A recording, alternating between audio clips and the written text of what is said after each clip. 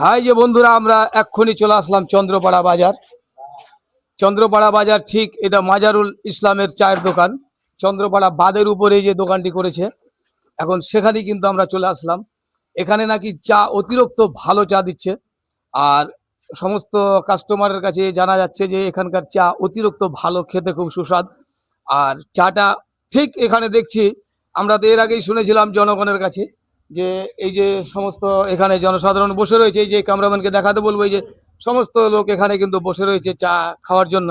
এরা বিভিন্ন গ্রাম থেকে এসছে এখানে এই বাজারে, চন্দ্রপাড়া বাজারে মিনিমাম ধরেন 10 থেকে 12 গ্রামের লোক কিন্তু এখানে জমায়েত হয় সকাল এবং বিকেল। আর এই চায়ের দোকান মাজারুল ইসলামের চায়ের দোকানটা সকাল 6টা থেকে নিয়ে রাত্রি 11টা পর্যন্ত একই রকম কিন্তু চলে।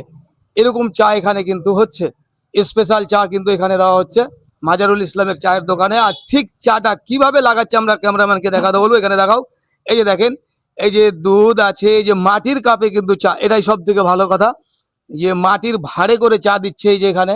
তো চাটা তো আমি অনেক শুনেছি লোকের কাছে যে কিরকম এখানে চা খুব সুস্বাদু হয়।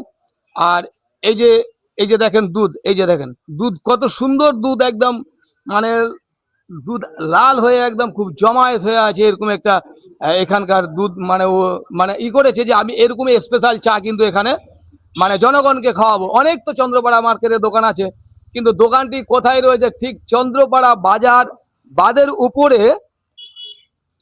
বাদের উপরে এখানে দোকানটা রয়েছে।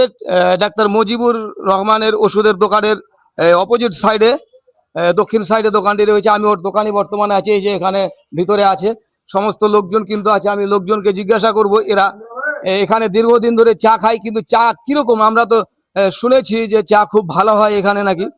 তো এদেরই কাছ থেকে শুনে নেবো। দাদা, আপনার বাড়ি কোথায়? আমার বাড়ি গঙ্গা দেবী, শামসি গঙ্গা দেবী। শামসি গঙ্গা দেবী? হ্যাঁ। আপনার নাম কি? সাদেক আলী। সাদেক আলী। এখানে কোনোদিন চা খেয়েছেন? হ্যাঁ, আমি ডেলি খাচ্ছি চা এখানে। হ্যাঁ, চা কিরকম লাগছে? চা ভালো লাগছে খেতে। চা ভালো লাগছে। ভালো লাগছে। তো এখানে চায়ের রেট কত? এখানে 10 টাকা আছে, 6 টাকা আছে, যেরকম খাবার সেরকম আছে। মানে চা অতিরিক্ত ভালো লাগছে নাকি? মাটির কাপে চা দেওয়া হচ্ছে হ্যাঁ, নাকি? মাটির কাপে দেওয়া হচ্ছে, ভালো হচ্ছে। তুমি কোথা থেকে এসছো? আমি বাহারাবাদ থেকে। তোমার নাম কি? ইজ্জাত। এখানে চা খাচ্ছ, আরো তো চন্দ্রপাড়া মার্কেটে দোকান আছে, কিন্তু এখানকার চা কিরকম? ভালো চা, অনেক লোক আসছে তো চা খাইতে। এখানে হ্যাঁ, অনেক লোক আসছে তো। তাহলে এখানে সকাল বিকাল চা খাও? হ্যাঁ, সকাল বিকাল চা খাইতো।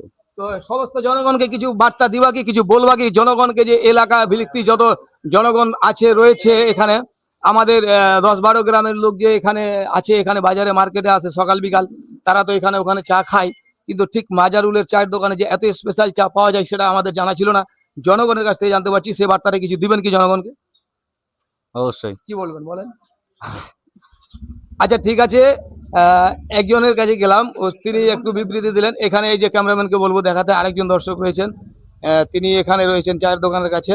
দাদা, আপনার নাম কি? আমার নাম গোলাম মুর্তজা।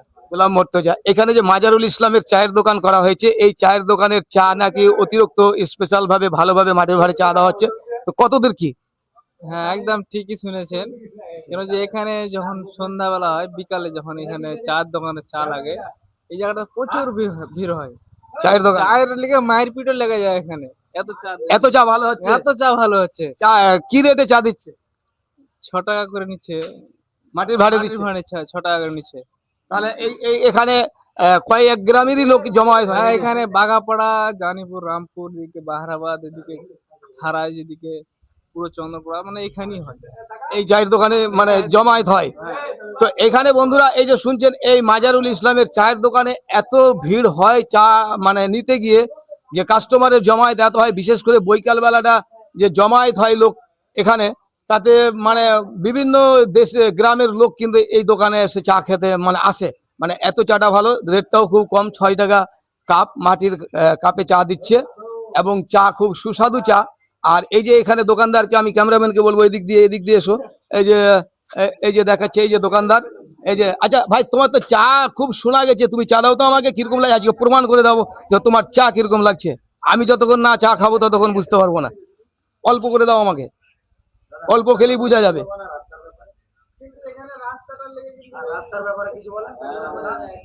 এই যে বন্ধুরা, আমি বর্তমানে মাজারুলের এই যে দোকানে আমি রয়েছি, আমাকে একটা চা দিল, এই যে আমি বর্তমানে এখন খেয়ে দেখবো চাটা কিরকম লাগছে।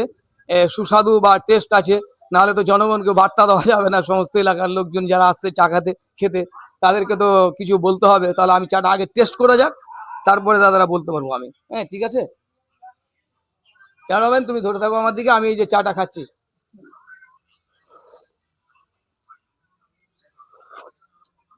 বা সত্যি তো কিন্তু দাদা, এত চা সুন্দর, এত সুস্বাদু চা, যে আমি হয়তো নিজেও এর আগে কোথাও খাইনি। এই যে মাজারুল ইসলামের চায়ের দোকানে এসে আমি যে চাটা খেলাম, আমাকে বেশ কয়েকদিন ধরেই বলছে যে দাদা আমি তো এখানে ভালো একটা চা দোকান খুলেছি, চায়ের দোকান, তো এখানে আমি স্পেশাল চা বিক্রি করি, একটু বার্তাটা জনগণকে দিয়ে দেবেন।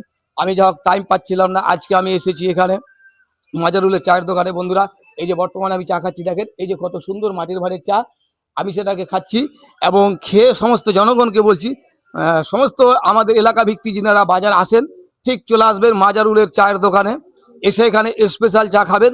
দামও খুব সস্তা, 6 টাকা কাপ মাটির ভাঁড়ে চা, একদম স্পেশাল দুধের চা। দিনে মিনিমাম মাজারুল ইসলামের এখানে যা শুনলাম, দিনে 50 কিলো দুধ এখানে কিন্তু সেল করা হয়, এত এখানে চা বিক্রি হয়। তো বন্ধুরা,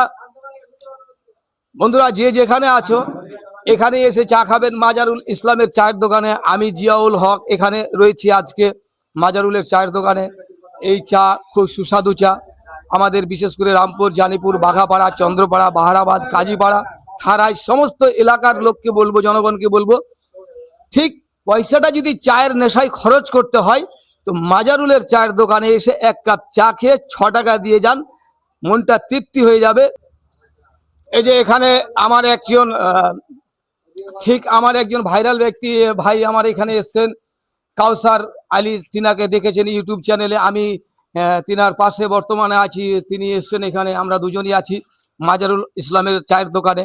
তো তিনিও মুর্শিদাবাদে থাকেন, ওখান থেকে এসছে। তিনার ভিডিও কিন্তু অনেক দেখেছেন, লাইক শেয়ার করেছেন, কমেন্ট করেছেন। আমার চ্যানেলও আপনারা লাইক শেয়ার করেছেন, কমেন্ট করেছেন। আজও বলছি সবাইকে লাইক শেয়ার করবেন, কমেন্ট করবেন। আমাদের দুজনেরই চ্যানেল আছে, দুজনেরই চ্যানেল করবেন, আমরা যেন ভবিষ্যতে আপনাদেরকে সঠিক বার্তাগুলো দেখাতে পারি বা দিতে পারি, এবং সমস্ত ব্লগস ভিডিওগুলো যেন আমরা দিতে পারি, টিকটক ভিডিও দিতে পারি, সমস্ত কিছু ভিডিও যেন আপনাদেরকে নতুন নতুন দিতে পারি, দেওয়ার আমরা চেষ্টা করব আপনাদের সহযোগিতায়। আপনারা যদি আমাদেরকে সহযোগিতা করেন, তার জন্য আমি কাউসারদারকে কিছু জিজ্ঞাসা করব, জনগণকে কোনো বার্তা দিচ্ছেন নাকি, কি বার্তা দিতে চাইছেন? অবশ্যই, কেন না। আপনার নিউজের নাম কি, চ্যানেলের নাম? RLT বাংলা। RLT বাংলা। এখানে সুন্দর সুন্দর নিউজ, আজকাল যে রাজনীতি গুঞ্জন বা আলোচনা সব প্রথমে পাবেন এই নিউজে। আর বাজার ঘাটের যত কিছু দেখতেই পাচ্ছেন, যে বাজার ঘাট কিভাবে চলছে, রাস্তার অবস্থা কিরকম, দেশের কি পরিস্থিতি, সেইগুলোই তুলে ধরে এই জিয়াউল ভাই আমার। তো অবশ্যই ভিডিওটা দেখবেন। আর আমরা আসছি চায়ের দোকানে, মাজারুলের চায়ের দোকানে। আমি শুনেছি অনেক লোক কমেন্ট করেছে আমার ভিডিওতে, ওনার দোকানে চা বলে অনেক ভালো। তো আজকেও অটোমেটিক চলে এসেছি ওনার দোকানে চা খেতে। তো চায়ের দামও খুব কম, 10 টাকা কাপ। অবশ্যই আপনারা আসবেন, ভালো থাকবেন। ঠিক আছে কাউসার দা, এখানে সুন্দর বার্তা একটা জনগণকে দিলেন। আপনি ক্যামেরাম্যানকে ঠিক সামনের দিকে ঘোরাতে বলবো। দেখেন এই সমস্ত জনগণ এখনো দাঁড়িয়ে আছে চায়ের জন্য। এই সমস্ত জনগণ এখনো সকাল 10টা নাগাদ বেজে গেছে, কিন্তু দোকানে ভিড় কিন্তু কমছে না, এরকম একটা ব্যাপার। মানে চা কত সুস্বাদু করে চা দিচ্ছে এখানে মাজারুল ইসলাম। তো সমস্ত জনগণকে আমরা এই বার্তাটাই দিতে চাই। কিন্তু আমাদের একটা দুঃখের বিষয় যে এই যে রাস্তাটা আমাদের বাঁধের উপরে রয়েছে, খুব রাস্তার বেহাল নজির হয়ে গেছে। এখানে অল্প বৃষ্টি হলেই জল জমে থাকে রাস্তায়। তো এর সাথে সাথে রাস্তাটাও, যারা আমার ভিডিও দেখবেন, আমি তো ব্লগস ভিডিও করি, যিনারা দেখবেন, যেই কোনো সরকারি কর্মী যারা আছেন তাদের কাছে ভিডিওটা গেলে তিনারাও দেখবেন এই যে রাস্তার যে অবস্থা দেখেন। কিন্তু রাস্তার কারণে এখানকার সাধারণ লোকেরা, যিনারা ব্যবসা বাণিজ্য করে জীবিকা নির্বাহ করেন, তাদের কিন্তু অসুবিধা হয়ে যাচ্ছে। মানে রাস্তার জন্য মানুষ এপার ওপার কিন্তু হতে পারছে না, এরকম একটা সিস্টেম এখানে তৈরি হয়েছে। যা হোক, এই রাস্তার ব্যাপারে সমস্ত যারা আমাদের কর্মীরা যারা রয়েছেন, যারা রাজনীতিবিদ, যারা আমাদের নেতা মাথারা রয়েছেন, তাদের কাছে এই বার্তাটা যেন যায়। তাদের কাছে আমি এই বার্তাটা পৌঁছাতে চাই যেন আমাদের এই রাস্তার কাজগুলো ঠিকঠাক হয়, সাধারণ লোক যেন এখানে ব্যবসা বাণিজ্য করে জীবিকা নির্বাহ করতে পারে। ধন্যবাদ। পরে দেখা হবে নেক্সট ভিডিওতে।